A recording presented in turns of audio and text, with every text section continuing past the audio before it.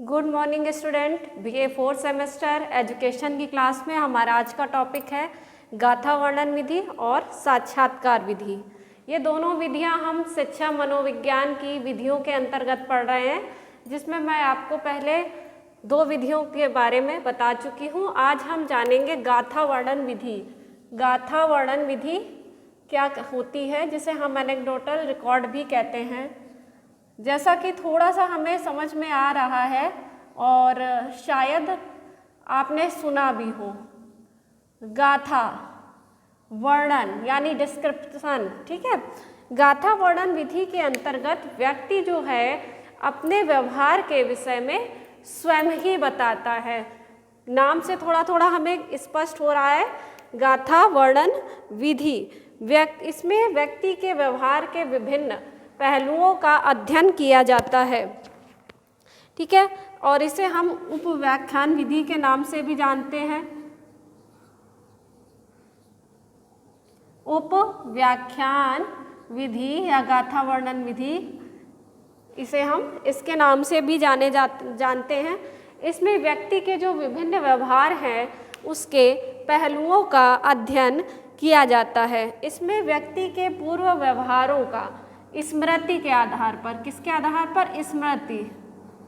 स्मृति के आधार पर उसके व्यवहार का विश्लेषण, निष्कर्ष निकाला जाता है।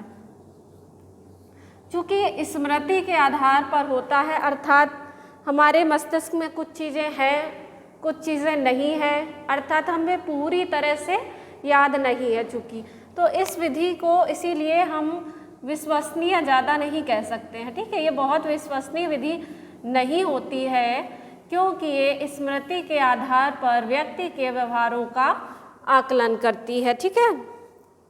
इस विधि को अविश्वसनीय बताते हुए, अर्थात विश्वसनीय ना कहते हुए, इसके विषय में जो प्रमुख विद्वान है हमारे स्किनर ने लिखा हुआ है कि गाथा वर्णन विधि को बहुत ज़्यादा विश्वसनीय विधि नहीं कहा जा सकता है। कारण क्योंकि ये व्यवहार को स्मृति के आधार पर बताती है, तो ज़रूरी नहीं है कि हमारी स्मृति में, अर्थात हमारी मेमोरी में सारी चीज़ें या सारी बातें एज इट इज हों।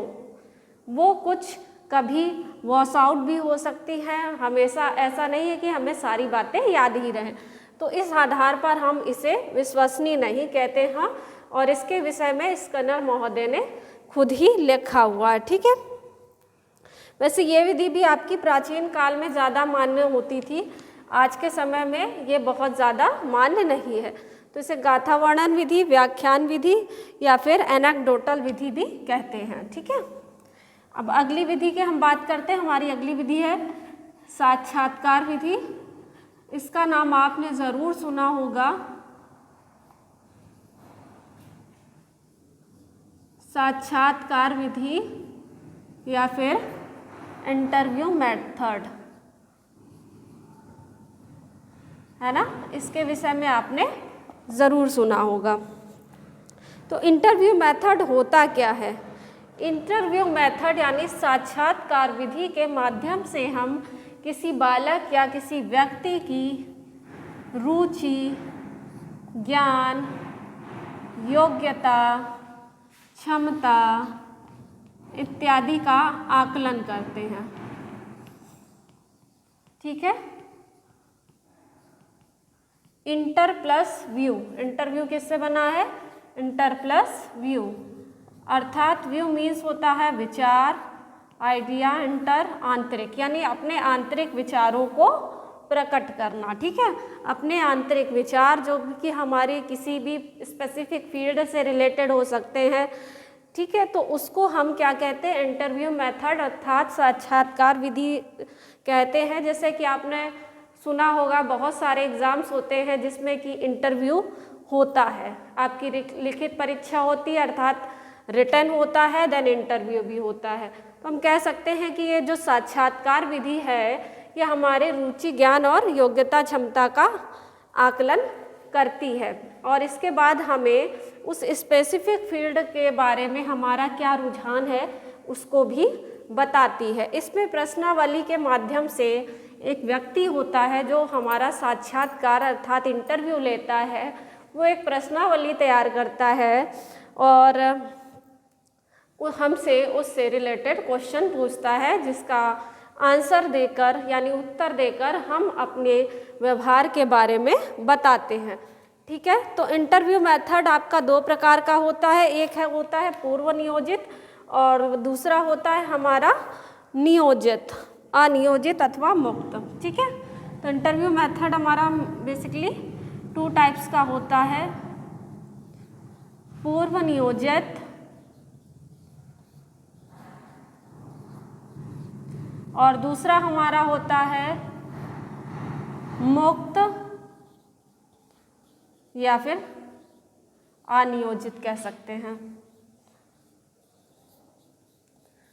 अब थोड़ा सा तो इसके नाम से स्पष्ट हो रहा है कि ये कहना क्या चाह रहा है, मैं बताती हूँ। पूर्व नियोजित, पूर्व नियोजित मीन्स जिसकी योजना पहले से ही बनाई गई हो। पूर्व मीन्स पहले, नियोजित मीन्स नियोजन करना अर्थात योजना बनाना। जिसकी योजना पहले से ही बनाई जाती है वो आपका पूर्व नियोजित साक्षात्कार कहलाता है। जैसे कि अभी अभी मैंने कहा थोड़ी देर पहले कि आपका जो एग्ज़ाम में होता है इंटरव्यू, अर्थात कई सारे ऐसे एग्ज़ाम होते हैं जिसमें रिटन के बाद इंटरव्यू या डायरेक्ट इंटरव्यू मेथड ही होता है, तो उसमें क्या होता है, पूर्व नियोजित, पहले से ही योजना बनाई जाती है ना। तो पहले से ही योजना बनाई जाती है, एक प्रश्नावली तैयार की जाती है या फिर अटेंडम जो दिमाग में क्वेश्चन क्लिक कर गए उनको भी इसमें सम्मिलित किया जाता है। और इस तरह से जो इंटरव्यू लेता है यानी जो साक्षात्कार लेता है वो व्यक्ति प्रश्नों के माध्यम से व्यक्ति के विषय में जानकारी हासिल करता है। दूसरा आता है हमारा मुक्त या अनियोजित। मुक्त या अनियोजित क्या होता है, जिसमें हमारा नियोजन पूर्व से निर्धारित नहीं होता है, वो हमारा मुक्त या अनियोजित कहलाता है। ठीक है, जिसमें हमारा ओपन, मुक्त, अनियोजित यानी जिसका प्लानिंग नहीं करना और मुक्त यानी फ्री, अर्थात आप क्वेश्चन देने के लिए आपके पास पर्टिकुलर प्रश्नावली नहीं है या फिर आप उत्तर देने के लिए स्वतंत्र हैं। आप अपने व्यक्तित्व, अपनी रुचि, अपनी योग्यता के अनुसार प्रश्नों का उत्तर ओपन दे सकते हैं। जैसे कि मैं ये क्वेश्चन फॉर एग्जांपल ले लेती हूँ कि आधुनिक समय में शिक्षा हमारी किस हद तक या ऑनलाइन शिक्षा हमारी किस हद तक सफल है, तो इस पर आपसे अपने विचार प्रकट करने के लिए कहे जाएंगे। तो ये विचार सभी के अलग अलग हो सकते हैं और जब वो सभी के अलग हो सकते हैं इसके लिए कोई लिमिट नहीं है, आपको सिर्फ हाँ या नहीं में उत्तर नहीं देना है। तो ये आपका मुक्त यानी फ्री अनियोजित साक्षात्कार के अंतर्गत आ जाता है। तो ठीक है, तो ये आपका 2 प्रकार का हो गया, पूर्व नियोजित हो गया और दूसरा मुक्त या फिर अनियोजित साक्षात्कार। तो बच्चों आज हमने जो 2 आपके जाने वो गाथा वर्णन विधि और साक्षात्कार विधि। आगे की क्लास में हम आगे के विषय में जानेंगे और भी हमारी कई विधियां बची हुई हैं। जैसा मैंने आपको शिक्षा मनोविज्ञान की विधियां जब चैप्टर पढ़ाया था तो हमें और भी कई इसमें इम्पोर्टेंट विधियां बचती हैं जिसे हम आगे